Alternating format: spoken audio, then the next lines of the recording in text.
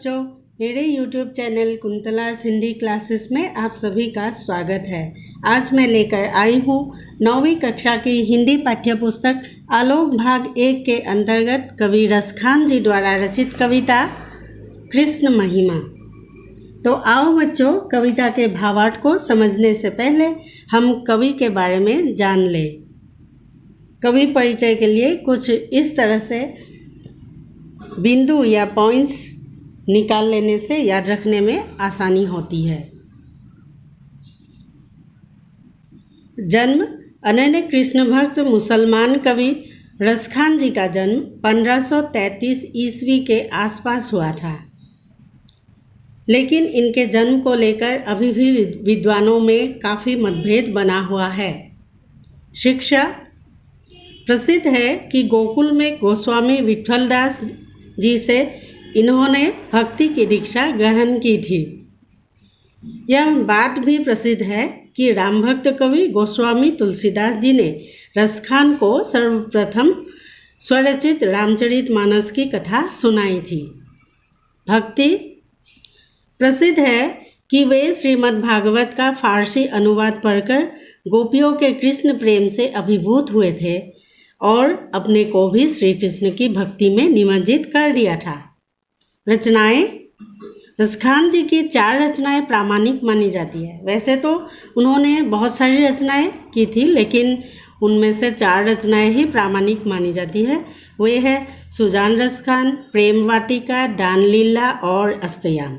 उनकी रचनाओं की भाषा साहित्यिक व्रज है, जिसमें सहजता, मधुरता और सरसता विराजमान है।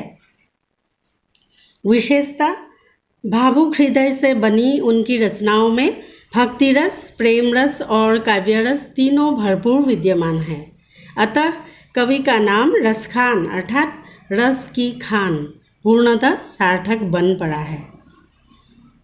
उनकी मृत्यु ऐसा माना जाता है कि रसखान की मृत्यु 1618 ईस्वी के आसपास हुई। अब हम कविता के भावार्थ को समझते हैं। इन 4 छंदों के जरिए कवि रसखान जी अपनी कृष्ण भक्ति को उजागर कर रहे हैं। रेखांकित शब्दों के अर्थ कुछ इस प्रकार से है।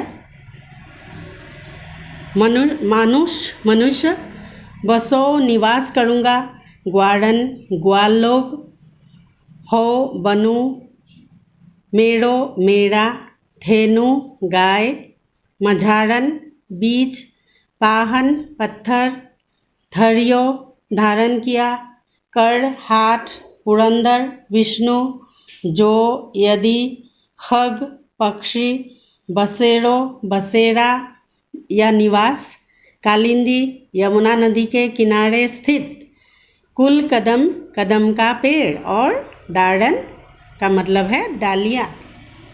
मानुष हो तो वही रसखान, बसो व्रज गोकुल गाँव के ग्वाड़न, जो पशु हो तो कहाँ बसु मेरो, चरो नित नंद की धेनु मझारन, पाहन हो तो वही गिरी को, जो धरियो कर छत्र पुरंदर धारन, जो खग हो तो बसेरो करो, मिली कालिंदी कुल कदम्ब की दाड़न। यहाँ रसखान अपनी इच्छा व्यक्त कर रहे हैं कि वे चाहे जिस रूप में भी रहे, बस उन्हें अपने आराध्य श्री कृष्ण से जुड़े रहने का अवसर मिले। मानुष हो तो वही रसखान, बसो ब्रज गोकुल गांव के ग्वाड़न। मानुष का मतलब है मनुष्य। रसखान जी चाहते हैं कि यदि वो मनुष्य के रूप में हो तो व्रज गोकुल गांव के ग्वालों के साथ रहे। जो पशु हो तो कहाँ बसु मेरो, चढ़ो नित नंद की धेनु मझारन। यदि वो पशु के रूप में जन्म ले तो नित्य हमेशा नंद के गायों के बीच चरते रहना चाहेंगे, जिससे श्री कृष्ण का सानिध्य पाते रहें। पाहन हो तो वही गिरी को, जो धरियो कर छत्र पुरंदर धारण। पत्थर बने तो वही गोवर्धन पर्वत बनना चाहेंगे, जिसे श्री कृष्ण ने छत्र की तरह धारण किया था। जो खग हो तो बसेरो करो, मिली कालिंदी कुल कदम्ब की डारण। और अगर पक्षी हो तो यमुना नदी के किनारे कदम के पेड़ की डालियों पर अपना बसेरा बनाना चाहते हैं। ऐसा करके वे अपने आराध्य का सानिध्य विभिन्न रूपों के जरिए पाना चाहते हैं। रसखान जी चाहते हैं कि यदि वो मनुष्य के रूप में हो तो व्रज गोकुल गांव के ग्वालों के साथ रहे। यदि वो पशु के रूप में जन्म ले तो नित्य नंद के गायों के बीच चरते रहना चाहेंगे, जिससे श्री कृष्ण का सानिध्य पाते रहें।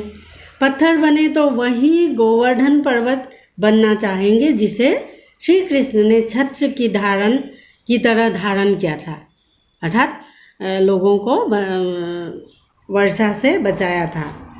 और अगर पक्षी हो तो यमुना नदी के किनारे कदम के पेड़ की डालियों पर अपना बसेरा बनाना चाहते हैं। ऐसा करके वे अपने आराध्य का सानिध्य विभिन्न रूपों के जरिए पाना चाहते हैं। अब दूसरा छंद है, या लकुटी अरु कामरिया पर राज तिहु पुर को तजी डारो। आठहु सिद्धि नवो निधि को सुख, नंद की गाय चढ़ाई बिसारो। रसखान कबो इन आखिन सो, ब्रज के बन बाग तड़ाग निहारो। कोटिक हो कल धोत के धाम, करिल के कुंजन ऊपर वारो। रेखांकित शब्दों के अर्थ इस प्रकार है। या का मतलब है इस, लकुटी का मतलब है छड़ी, अरु और कामरिया कंबल, तिहुपुर तीनों लोक, आठों सिद्धि योग द्वारा प्राप्त 8 प्रकार की सिद्धियाँ, नवोनिधि कुबेर की 9 निधियाँ, बिसारो भुला दूँ, कबो कब, सो से, तड़ाग तालाब, निहारो देखूं, कोटिक करोड़, कलधौत के धाम सोने चांदी के नगर, करील एक प्रकार का कटीला पौधा, कुंजन झाड़ियाँ, और वारो का मतलब है न्योछावर करूँ। या लकुटी अरु कामरिया पर राज तीहू पुर को तजी डारो। इसका मतलब है कवि ने अपने आराध्य कृष्ण की लकुटी अर्थात छड़ी और कामरिया यानी कंबल आदि पाने के लिए तीनों लोकों का सुख त्याग कर सकते हैं। आठहु सिद्धि नवोनिधि को सुख, नंद की गाय चढ़ाए बिसारो। वे नंद के गाय चढ़ाने की जगह के लिए 8 सिद्धियाँ और कुबेर की 9 निधियों का सुख भी भुला सकते हैं। रसखान कबो इन आखिन सो, व्रज के बन बाग तड़ाग निहारो। रसखान जी कहते हैं कि कब मैं अपने इन आँखों से श्री कृष्ण की लीला भूमि, ब्रज के वन बाग और तालाब देख पाऊंगा। अर्थात रसखान जी ब्रज के वन बाग और तालाब देखने के लिए तरस रहे हैं। कोटिक हो कल धोत के धाम, करिल के कुंजन ऊपर वारो। रसखान जी का जन्म राजघराने में हुआ था, तो वे कहते हैं कि करोड़ों की अनमोल सोने चांदी के नगर को छोड़कर वे श्री कृष्ण के आसपास उगने वाले कटीले पेड़ पौधों पर अपने को न्योछावर करना चाहते हैं। कवि अपने आराध्य कृष्ण की लकुटी अर्थात छड़ी और कामरिया यानी कि कंबल आदि पाने के लिए तीनों लोकों का सुख त्याग कर सकते हैं। वे नंद के गाय चराने की जगह के लिए 8 सिद्धियाँ और कुबेर की 9 निधियों का सुख भी भुला सकते हैं। रसखान जी कहते हैं कि कब मैं अपने इन आँखों से श्री कृष्ण की लीला भूमि ब्रज के वन बाग और तालाब देख पाऊंगा। अर्थात रसखान जी ब्रज के वन बाग और तालाब देखने के लिए तरस रहे हैं। और रसखान जी का जन्म राजघराने में हुआ था, तो वे कहते हैं कि करोड़ों की अनमोल सोने चांदी के नगर को छोड़कर वे श्री कृष्ण के आसपास उगने वाले जो कटीले कुंज और कटीले पेड़ पौधे, अर्थात माने कुंज का मतलब है पेड़ पौधे, कटीले पेड़ पौधों पर अपने को न्योछावर कर देना चाहते हैं। अब तीसरा छंद। धूड़ी भरे अति शोभित श्यामजू, तैसी बनी सिर सुंदर चोटी, खेलत खात फिरे अंगना, पग पैंजनी बाजती पीड़ी कछोटी। वा छवि कोरस खान बिलोकत, वारत काम कलानिधि कोटि, काग के भाग कहाँ कहिए, हरि हाथ सो ले गयो माखन रोटी। रेखांकित शब्दों के अर्थ इस प्रकार से है। श्यामजू कृष्ण जी, धूड़ी का मतलब धूल, तैसी वैसी ही, चोटी गूंथे हुए बाल या शिखा, अंगना आंगन, पग पाँव, पैंजनी झनझन बजने वाला एक प्रकार का गहना जो पैर में पहना जाता है। पीड़ी का मतलब पीला रंग, कछोटी कांचनी, धोती पहनने का वह ढंग जिसमें पीछे लौंग खोसी जाती है। विलोकत का मतलब है देखकर, वारत न्योछावर कर देता है, कामदेव जो सौंदर्य के देवता माने जाते हैं, कलानिधि चंद्रमा, कोटि का मतलब करोड़, काग का मतलब है कौआ, भाग भाग्य, कहाँ क्या, और हरि का अर्थ है कृष्ण। धूड़ी भरे अति शोभित श्यामजू, तैसी बनी सिर सुंदर चोटी। धूल से धूसरित बालक कृष्ण जी अपने सिर पर बनी सुंदर चोटी सहित बहुत ही आकर्षक दिख रहे हैं। खेलत खात फिरे अंगना, पग पैंजनी बाजती पीड़ी कछोती। सुंदर श्याम पीली धोती धारण करते हुए पैरों में बजती घुंघरू की ध्वनि सहित जब नन्हे नन्हे कदमों से आंगन में चलते हुए खेलते खाते फिरते हैं, तो वा छवि को रसखानी बिलोकत, वारत काम कलानिधि कोटि। रसखान ने श्री कृष्ण के इस बाल दृश्य को देखकर कामदेव और चंद्रमा की चांदनी की सुंदरता को भी करोड़ों बार उन पर न्योछावर किया है। अर्थात श्री कृष्ण की इस अदा पर करोड़ों चंद्रमा की सुंदरता को भी फीका बताया है। काग के भाग कहाँ कहिए, हरि हाथ सो ले गयो माखन रोटी। कवि कहते हैं कि वह कौवा भी कितना भाग्यशाली है जिसे कृष्ण के हाथों से माखन रोटी छीनकर खाने का ले जाने का अवसर मिला। धूल से धूसरित बालक कृष्ण जी अपने सिर पर बनी सुंदर चोटी सहित बहुत ही आकर्षक दिख रहे हैं। सुंदर श्याम पीली धोती धारण करते हुए पैरों में बजती घुंघरू की ध्वनि सहित जब नन्हे नन्हे कदमों से आंगन में चलते हुए खेलते खाते फिरते हैं, तो रसखान ने श्री कृष्ण के इस बाल दृश्य को देखकर कामदेव और चंद्रमा की चांदनी की सुंदरता को भी करोड़ों बार उन पर न्योछावर किया है। अर्थात श्री कृष्ण की इस अदा पर करोड़ों चंद्रमा की सुंदरता को भी फीका बताया है। कवि कहते हैं कि वह कौवा भी कितना भाग्यशाली है जिसे कृष्ण के हाथों से माखन रोटी छीनकर ले जाने का अवसर मिला। अब चौथा छंद है। मोर पखा सिर ऊपर राखी हो, गुंज की माल गले पहिरोगी, ओढ़ी पितंबर ले लकुटी बन, गोधन ग्वारनी संग फिरोंगी, भावतो वो ही मेरे रस खानी, सो तेरे कहे सब स्वांग भरोंगी। या मुरलीधर की अधरा न धरी, अधरा न धरोंगी।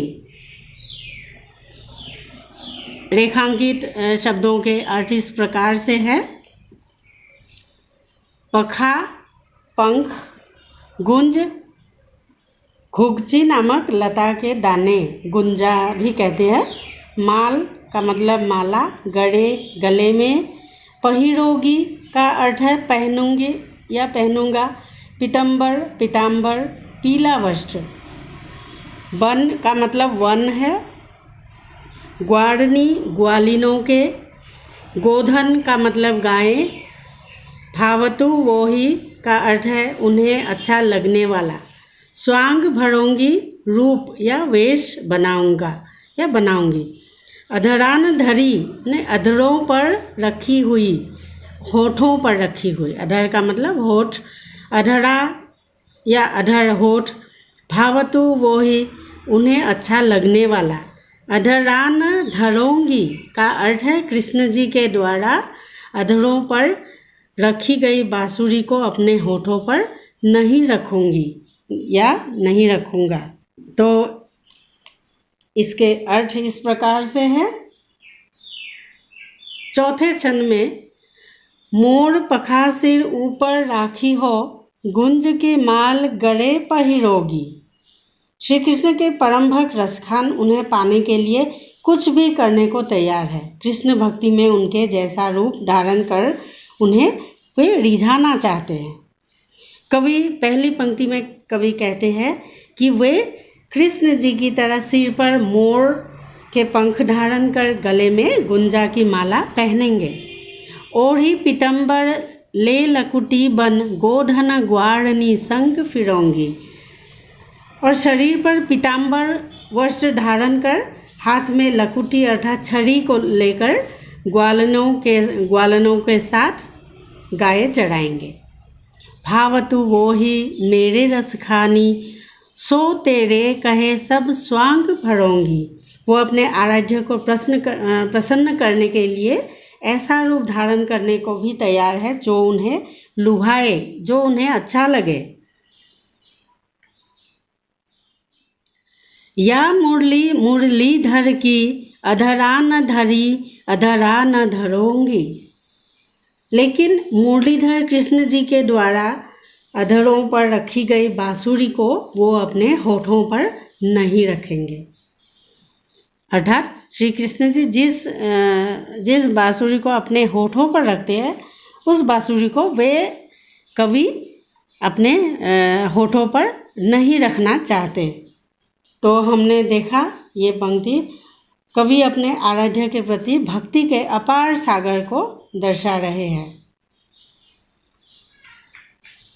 आशा है तुम लोगों को इस पाठ का भावार्थ समझ में आ गया होगा। तो बच्चों आज का पाठ यहीं पर समाप्त होता है।